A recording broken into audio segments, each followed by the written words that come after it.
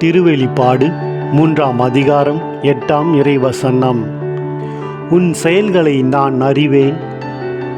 இதோ, எவராலும் பூட்ட முடியாத கதவை நான் உனக்கு முன் திறந்து வைத்திருக்கிறேன்.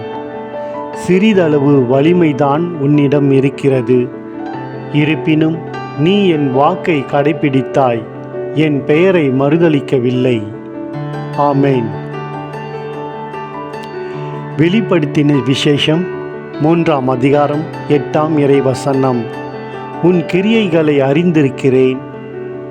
உனக்கு கொஞ்சம் பலன் இருந்தும் நீ என் நாமத்தை மறுதலியாமல் என் வசனத்தை கை கொண்டபடியினாலே இதோ திறந்த வாசலை உனக்கு முன்பாக வைத்திருக்கிறேன்.